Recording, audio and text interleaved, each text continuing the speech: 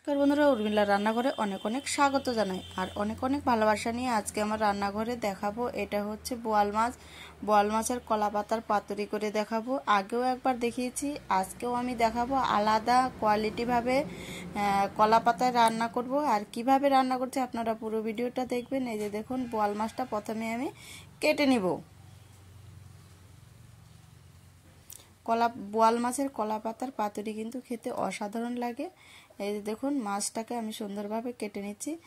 পুকুরের মাছ ছিল, বাড়ির পুকুরের মাছ, বাবার বাড়ির। তো দেখুন, সুন্দর করে কেটে নিয়ে পিস পিস করে কেটে নিব। আর বড় বোয়াল মাছের কলা পাতার পাতুরি কিন্তু অসাধারণ খেতে লাগে।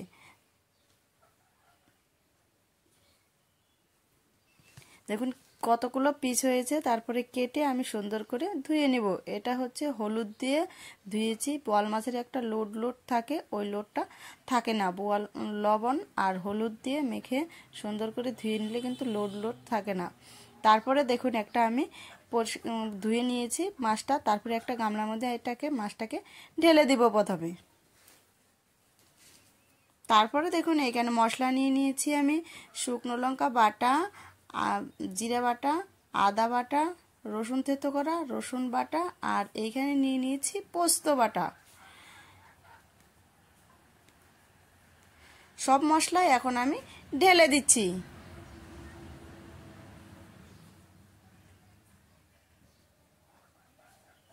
তারপরে দিয়ে দিব কয়েকটা পেঁয়াজ কুচানো। তারপরে দিয়ে দিব স্বাদ মতো লবণ।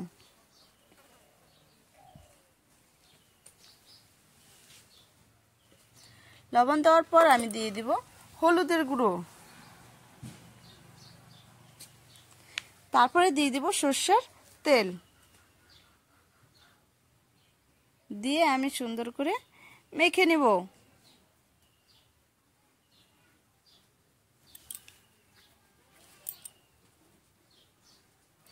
প্রথমে আমি অল্পই তেল দিলাম, পরে আবারও যখন হয়ে আসবে এই পিস উল্টে দিব, তখন আবার তেল দিয়ে দিব।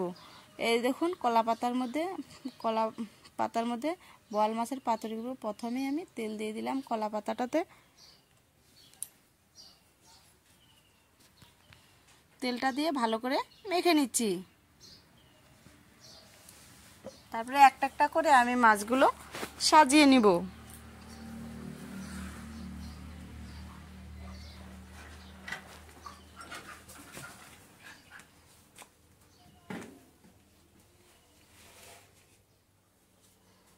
দেখুন, আমি এইভাবে করে সাজিয়ে নিচ্ছি মাছগুলোকে সম্পূর্ণ। কার কার কলা পাতার পাতুরি খেতে ভালো লাগে অবশ্যই কিন্তু কমেন্ট বক্সে জানাবেন। তো ভিডিওটা আমার চ্যানেলে যারা নতুন ভিডিও দেখছেন, আর নতুন নতুন ভিডিও পেতে হলে অবশ্যই সাবস্ক্রাইব, লাইক, কমেন্ট করে সবাই কিন্তু পাশে থাকবেন। দেখুন, আমার সুন্দর করে মশলাগুলো কিন্তু আমি উপরে দিলাম। আর এটা হচ্ছে রুটি ভাজার তাওয়ার মধ্যে বসিয়ে দিয়েছি। আগে দিয়েছি 3টা কলা পাতা, অর্ধেক অর্ধেক করে কেটে নিয়েছি। তারপরে দিয়ে দিব এই যে উপরের কলা পাতাটাতে। আগে একবার দেখিয়েছি ভিডিওটা।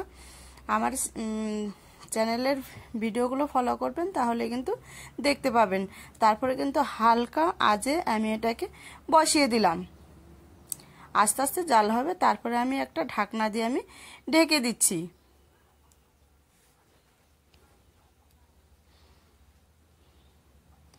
এই দেখুন কত সুন্দর আস্তে আস্তে করে কিন্তু জল ছেড়ে দিয়েছি। একটুকু কিন্তু আমি জল দেব না।